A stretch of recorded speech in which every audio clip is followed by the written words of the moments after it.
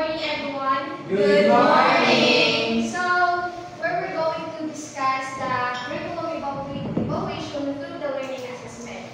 So, we have gone a long way in understanding, interpreting, and applying the concept of curriculum development. Ngayon, ipagpapatuloy natin unawain ang curriculum na maaaring i-evaluate ng guro ng tama sa loob ng classroom. So, how does teacher know that the student have learned from what they taught? So, sa papaanong paraan, malalaman ng isang guro na ang kanyang estudyante ay may nalalaman sa kanyang mga tinuturo. Rika. So, paano naaraman sa teacher na may naaraman ng student? Kaya kung ang evaluation naging finding mo is na-answeran sa tama sa estudyante. Very good. So, how about another answer? Kuya. For me, through assessment, may assessment kasi na while the teacher is discussing, after you mag-discuss, makaposin the student, dito na mga grade, pwede natin maaral. Alright, very good. So, mo ito nag-isipin ni Kuya nga nalika, anong way kung paano marami sa teacher nga sa isang effective teacher. So, many practitioners nagsusugad that many education practitioners agree that the measure of one's teaching is indicated by what the children have learned. So, masusukat sa kunano naaraman sa teacher as a student base sa itutusan teacher. So, kung mayan ang knowledge na kung ano knowledge ng student, masusukat natin na ang teacher is effective teacher. Pero kung wala nga naaraman ang student, masusukat natin na ang teacher is really naging effective study. So now, let's come with the Philippine qualification framework. So, everybody read po. PQF is the reference of national of what qualifications one has earned by education and training in the Philippines. It specifies what an individual has earned and how for one's schooling, lifelong learning, basic qualifications, level of degree and competencies on knowledge, skills, obligation, values, degree of independence. Okay, so sa Philippine qualification, ito po yung qualification framework standard within the Philippines na kung saan malalaman mo kung ano ba gaano karami o kalaki ang knowledge when it comes to education and training. So, okay, so take a look at this picture. Okay, so in this picture, it shows the 8th level of PQF. So, based in your understanding, ano yung pagkakaunawa sa inyong picture? May mga idea? Stages. Yes. So, today, based on this, ang level 1, ang grade 12, mostly unqualified sa NC1. So, after graduation, sa mga student, kung lang siya mag-exit test lang, pwede siya mag-appear sa NC1, pagkakas niya ang mga trainings. So, after that, mag-move forward sila sa NC2 o kasi sa NC5 o NC4. So, today, for example, sa NC1, ma-achieve niya by training like sa mga driving sa mga driving. So, ang demand, pag ay ka na sa level 5, ma-achieve mo ang level 4, magkakamayon kung ang courses din available is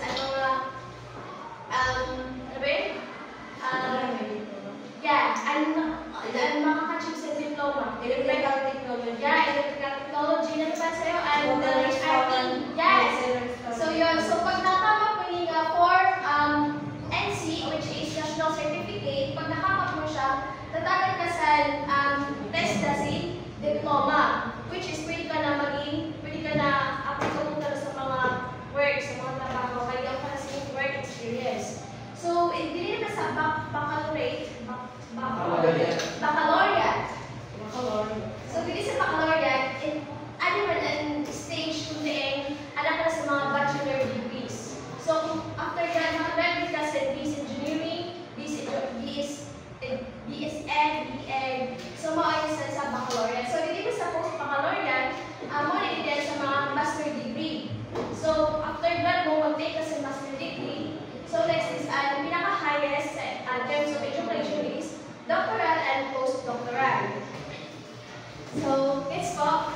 Yes. So next is, so in all 8 levels of individual expected to achieve a specific standard. So an individual is inaasahan to achieve a specific standard which is divided into 3. Una, knowledge, skills and values. Pangalawa, application. Pangalawa is degree of independence and responsibility.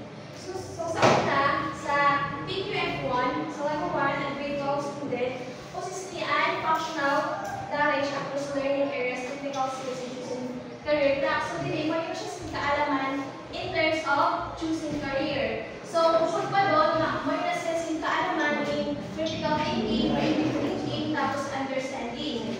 Yan, kaya ninyo unawasan, tama kan, mali.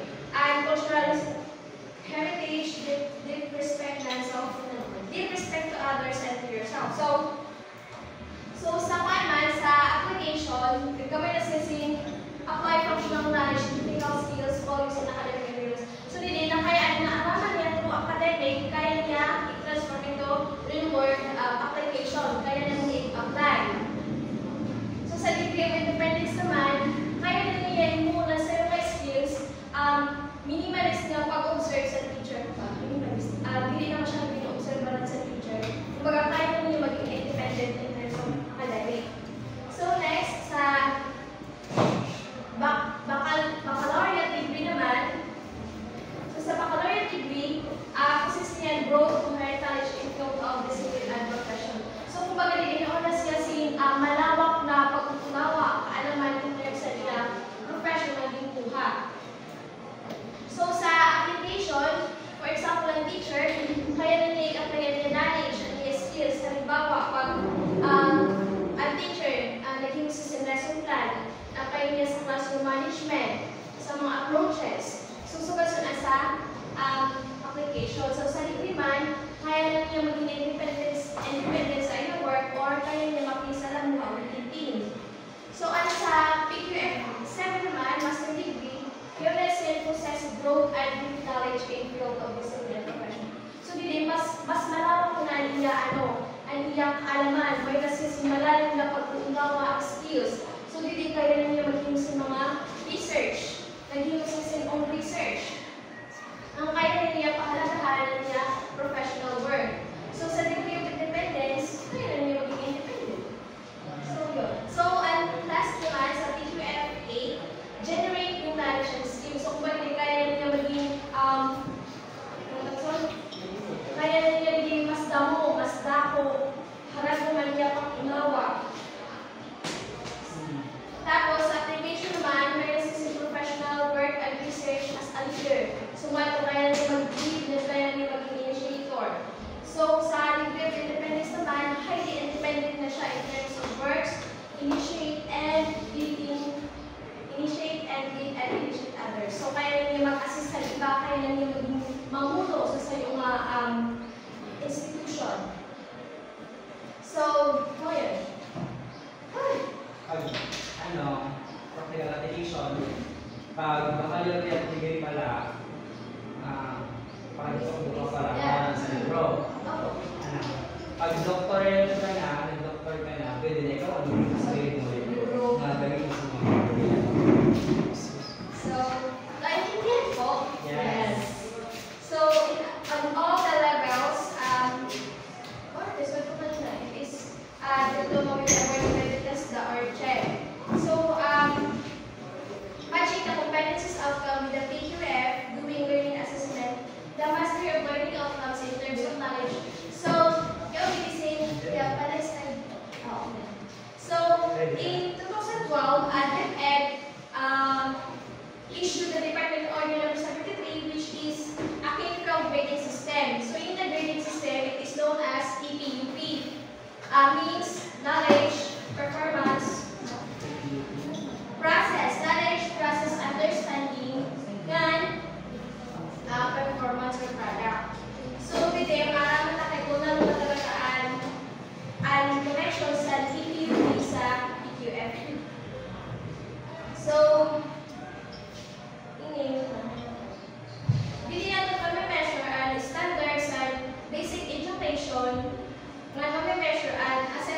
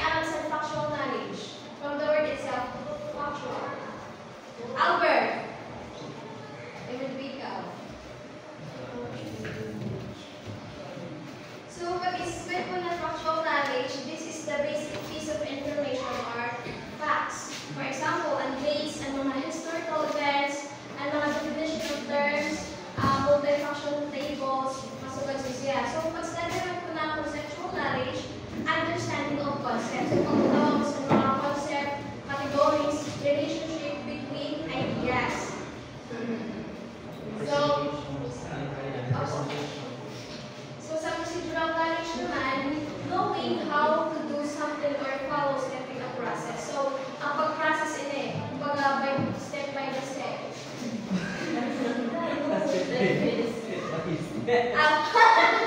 Hindi ako nalalakuan. Uy, si ko ano. Sunod is ang definition naman, knowing about your own thinking, awareness, and how to learn and understand things. So, kumbaga nag-guide na lang yung higher order thinking skills. So, din sa level 1 sa knowledge, and imo didikuan, kung wagig sa imo student, what do you want your student to know in terms of facts, concept, procedure. So, nagpapaway mo ipa-knowledge, maintindihan sa imo student. For example, part of the body is the blue sky. So, how does it run? So, process. Tapos, i-describe ang typhoon. So, nagagamit ko yung knowledge. Sunod sa process naman, pabibasa ko, Skills that the students use based on the fact and information for making and understanding. So, today, skills. So, an equal skills, nagagamit mo na siya. So, an example today, what do you want your student to do? So, nanakamay mo ipili mo sa iyong student in terms of process. What they know. So, plano. So, for example, today, dissect frog and identify the different major body parts. So, kung ang process mo, mag-ipa-process mo kayo paano pag-dissect sa frog, ano na yung mga major body parts. So, sa understand naman, meaning to big ideas and concepts. So, as a great example mo today, what do you want student to understand? So, nanapag mo yung mga sa inyong estudyante. How do you do analysis of weather interact with climate change? So, and the direct question is how, paano mo mapapaunawa sa inyong student? So, level 4, product performance. Does your portfolio display evidence showing learning outcomes? So, ang naman ang portfolio, collective of evidences. So, can you create one act play showing the principle of dramatization? So, nag-relate siya sa performance. So, what research paper can you undergo to report the conservation of indigenous plants? So, hindi, naghapon ka. Performance kahapon. So, next po. So, knowledge process and understanding are learning outcomes. Students who can show that they have gained knowledge. So, pag nakuha na, pag level na achieve sa inyong student, nagkakamay siya, hindi maalaman na nagkakamay talaga si knowledge na na-apply ko niya in different ways. So, may listen different types of tests to measure knowledge and process understanding. Una, objective test. So, ano naman dito pag objective test? Only one correct answer. So, makulit siya, makulit ko lang, pero makulit siya, check. Oh, Yes. easy. So,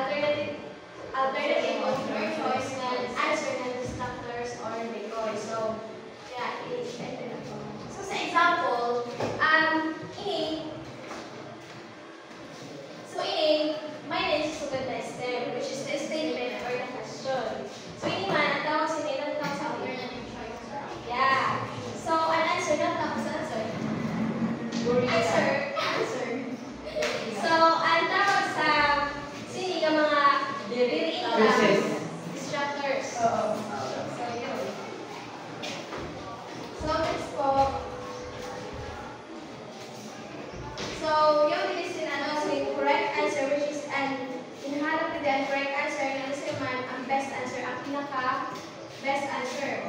So, yung it is a complete sentence. Ano naman yan?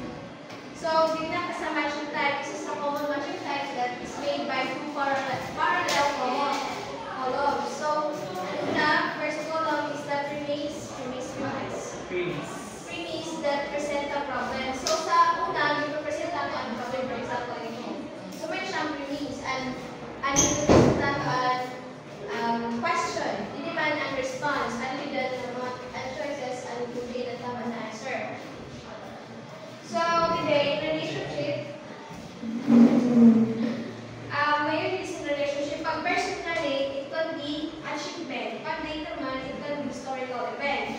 Pag terms, it can be definition. Pag principle, it can be illustration. So, there are two kinds of matching type. At una, perfect matching type. Pag isulat natin ang perfect matching type, the response is only once. And the response is silent pagkilit. Basta silent pagkilit, exactly nyo. Damon bagay ni ang yung choices, pero tulo na siya. So, sa'yo lang pipiliin mo nga tama na answer. So, sa sunod naman is imperfect matching type. The number of premises in column is not equal to the number of response. So, or the other way around, the response or premise can be used more than one. So, hindi man, more than once ang paggamit sa premise. So, hindi na muna niya mga question, tapos ano man, hindi na niya process. So, next, Subjective test. Pakibasa po. Subject type test answered through reflections, insight, and opinion, and given through states. Very good. So, diba, ano naman, when we say subjective test, it is based on our own understanding, expressing yourself through test. So, ano ko dito is an essay. So, test item allows student to freedom of response. So, kung kanina nagkakami sa lesson, freedom of response, student are free to select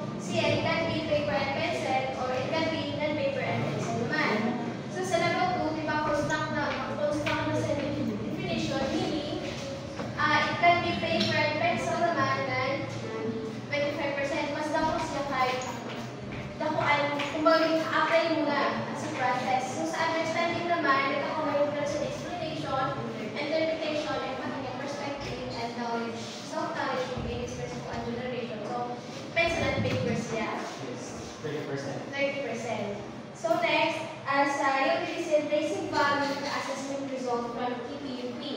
It is the written work, performance, and quarterly exam. So, sa written works naman,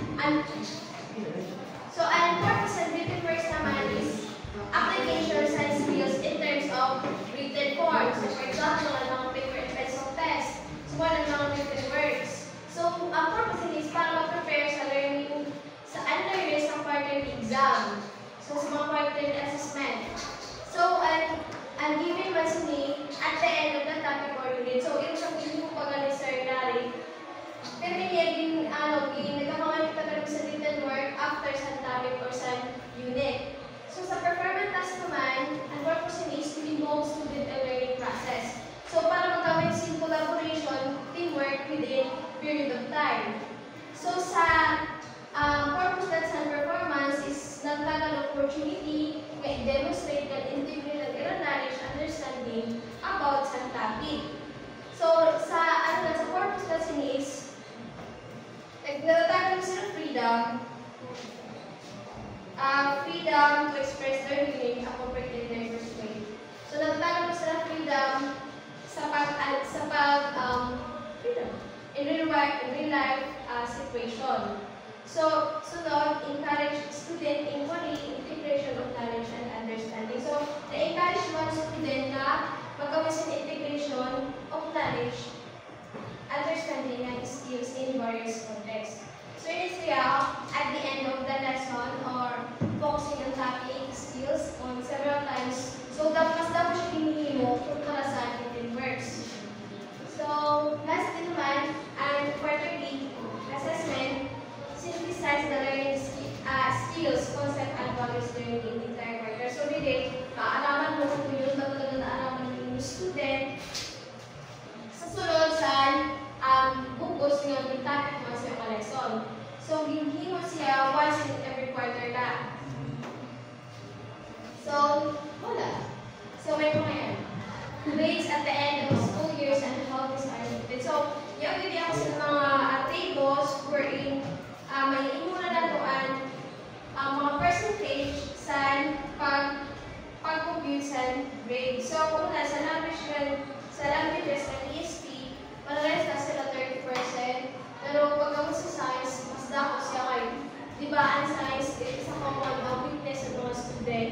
So, hindi maalaman kayo kung yung kasi improvement sa mga student. So, ang math niya sa daily, more on performance, 20%. Ang walang, mo more performance task, mas dako siya kayo na-integrate niya ang knowledge skills sa nabaghaan. So, sa math man, say na siya 40%. Sa ESP man, mas dako lang siya kayo, dito mo, nagkakami sa freedom of sharing information, open communication. So, ang quarterly exam, parehas na sila sa nag-graduate. So, as a senior high man, ang core subject nila is 25%. Sa written works, and all subjects 25%. Pero, mas nag-focus sila sa work immersion and research. So, diba, saan agaw senior high mo, kuya? Sa senior high nato?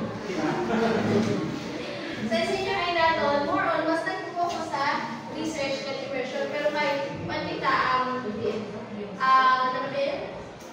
one product sa COVID-19